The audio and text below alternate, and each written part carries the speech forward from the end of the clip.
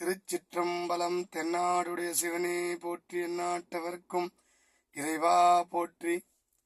திருவாசக விளக்குரையில் நாம் சிந்தித்துக் கொண்டிருப்பது 6வது பதிகம் நீத்தல் விண்ணப்பம் 37வது பாடல்.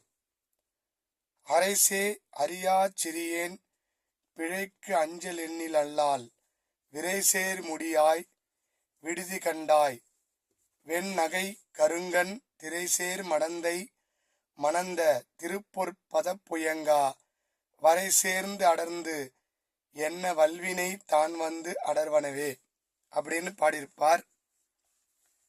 அரசனே, எம் பெருமானே, அறியா சிறியேன், ஒண்ணுமே தெரியாத என்னை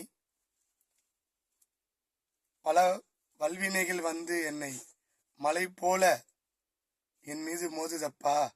அடர்ந்த மலைகளெல்லாம் என்னை வந்து மோதுது. அது போல என்னுடைய வல்வினைகள் எதுவுமே தெரியாத என்னை வந்து நான் செய்த வல்வினைகள் என்னை மோதுதுப்பா. என்னை விட்டுட்டு போயிடாத. விரைசேர் முடியாய் விடுதி கண்டாய், உன்னை சேராம என்னை வந்து அது தடுக்குதப்பா. என்னை விட்டுட்டு போயிடாதப்பா. திரைசேர் மடந்தை மணந்த திருப்பொற்பதப்புயங்கா. இதுக்கு 2 பேர் இது மாதிரி பாடியிருக்காங்க. பெருமாளை பத்தி பாடியிருக்க பாட்டையும் தான் இவர் இந்த இடத்துல ஞாபகப்படுத்துறார். திரைசேர் திருப்பார் கடலிலே வெண்மையான பற்களை உடைய கருமையான கண்களை உடைய திருமகளை மணந்த திருமாலை போல அப்படின்னு ஒரு பாடல் ஆழ்வார் ஒருத்தர் பாடியிருக்கார் திருமாலை. அதே பாடலை இவர் சொல்றார். கங்கையிலே வந்தவள் உமாதேவி, அவளை மணந்தவள். அதோட கருத்து வந்து இன்னொருவர் பெருமாளை பத்தி எல்லா கடவுள்லையும் இருக்கிறவர் ஐயா தான், எல்லாமே சிவன் தான். வெண்ணகை கருங்கண் திரைசேர் மடந்தை மணந்த திருப்பொற் பதப்புயங்கா. அந்த வெண்மையான